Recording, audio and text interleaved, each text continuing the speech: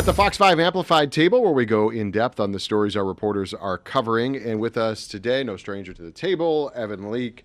You did a story over the weekend that hits on a serious issue, and that is the mental health of veterans, not only around here in Vegas, but around the country. Yeah, I just found this one through Facebook. Honestly, it was a smaller Facebook group as I was just kind of looking for other story ideas.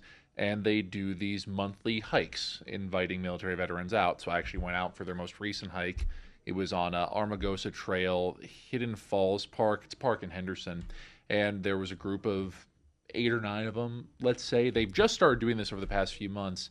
It all starts with this one gentleman. His name's Nathan French, Navy veteran, and he had a heart attack a few years ago. And so he started walking in general, trying to help his physical health. But he actually found that his mental health was improving a lot more than his physical was. And he actually pledged 3 years ago. He walked 22 miles on Veteran Suicide Awareness Day. And then a local group actually reached out to him. It's like, hey, can you start doing these weekly walks with everyone? And he said, how about weekly, but I can do monthly. So it's the first Saturday of every month. Nathan organizes any military veterans that are interested to come out on these hikes across the valley.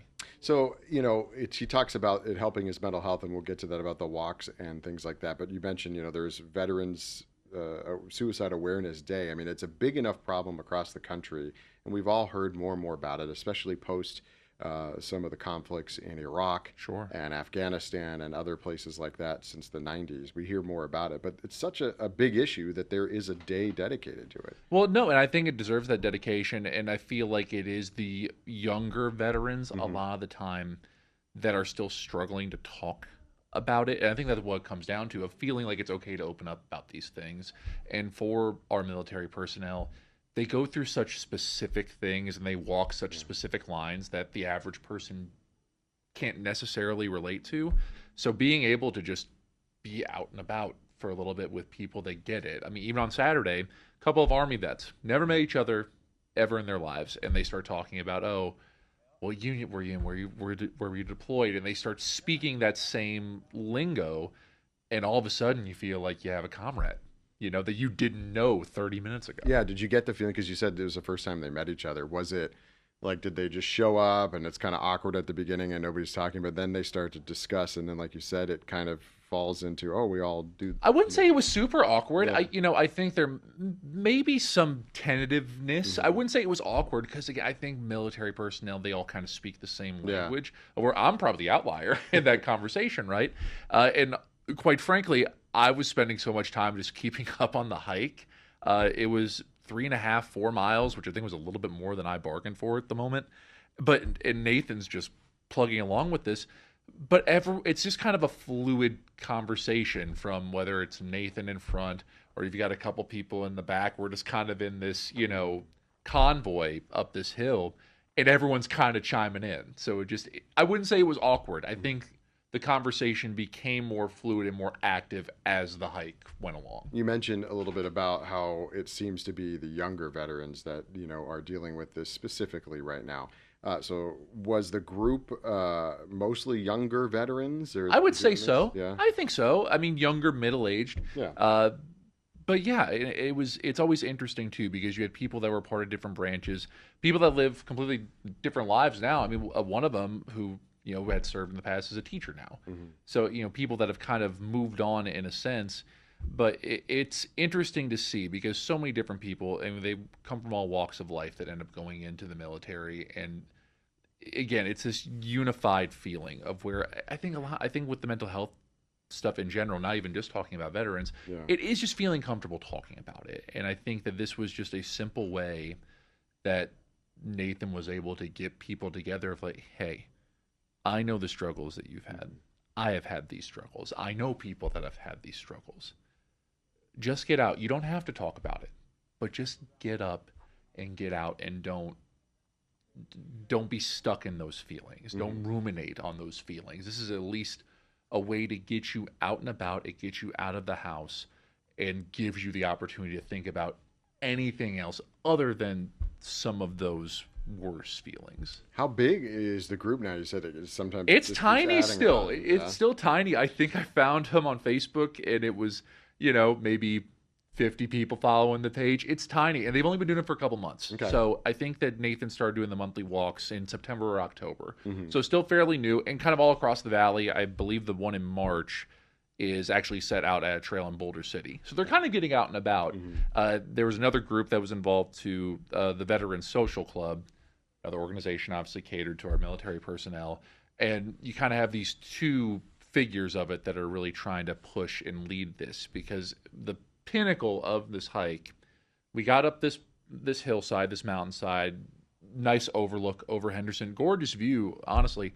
But then that's when you kind of saw people opening up or that encouragement of kind of a moment of remembrance if they had lost anybody or if they had had their own thoughts, and it was just very sobering and even cathartic for me in a way of just kind of being an observer of this, of where you kind of saw exhales or you kind of saw the shoulders kind of loosen down, and I think that shows something like this works.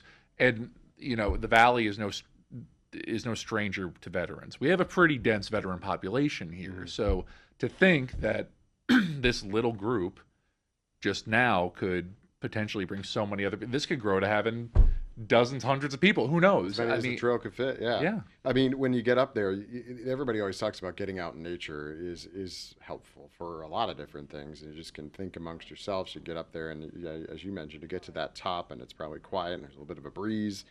And then they really get to think about, and they've accomplished something too. They've just come up this 3 or 4 mile trail that you said that it was a little hard for you. Yeah, to keep it was. up with them. Well, when I'm filming too, I think it's it's one of these things, right? Of where I'm trying to do multiple things at once. But even I get to the top, and it was just relaxing. And again, I think that physical activity does help the brain move too, and I feel like it gets your thoughts a little bit clearer. Where Nathan told me that he was on a 23 mile hike or walk when he made the decision to marry his wife. So it just, you get some moments of clarity, I think, when you do stuff like this. And I think that's the overarching view of it, of where clearly it's a more serious, it's a more serious topic that we're talking about whenever it's mental health and particularly suicide. But this is meant to be a preventative effort. This is meant to help those people that may be having struggles with those issues. You mentioned it a little bit there, and generally here at Fox 5, we work with very talented photojournalists when we do our stories. This was on a weekend before you were coming in to anchor the news. Yes. And so you went up and did it on your own. So just for a little bit behind the scenes, did you shoot this on your phone? It was fully phones. Okay. Because also I kind of figured that it was going to be very tough for our carry all that photographers to stuff. actually have our full cameras. If anyone's ever seen us, I mean, you have these cameras that could just fit right on your shoulder. For me, I thought it was a little bit easier to just, I hook up my phones. I've got a couple tripods. I have these little wireless mics. And then I could be on the trail with them, because I also felt that was going to be the more engaging way to tell the story, rather than just a bunch of filming from afar as they go up. Again, maybe to my detriment. I'm like, okay, I'm going to go up this hill with them. And I still think that was the best way of doing it. And I think that they seem to appreciate it, of where it's like, okay, this guy actually cares about what we're doing, of where he's actually coming along with us. So I think it helps give buy-in on our end as well for the people that we talk to. It's like, hey, we actually do care, and we take what you're doing seriously enough for me to, hike along with you guys. Forgive me, because I don't know. Sometimes these we talk about stories before they've aired or after they aired. If this one already aired, this one did air. Okay, so then this, it's yeah, already so this, online. yeah, so this one aired over the weekend, and they've gotten actually quite a bit of positive feedback. It looks like, which is great, because how could you not? Where this is just trying to help people in the best way you can. They're just trying to promote community in that way. And they probably are going to get more people now that it's I hope so. I'll be very curious. Again, it's the first Saturday in March is the next one. And honestly, I may just end up going with them without the cameras. Because I did enjoy it, because you just start talking about really anything, right? And I think it's just, there were definitely some things I talked with them about that I didn't necessarily plan on. But when you're in that moment of it, you just feel connected to people. And I think that's what they're really trying to foster here, is a greater connection, a greater network of veterans that may need something. So if someone saw the story on Saturday, or tunes into our website to see it, or into streaming and sees it, and it's like, wow, that's really cool.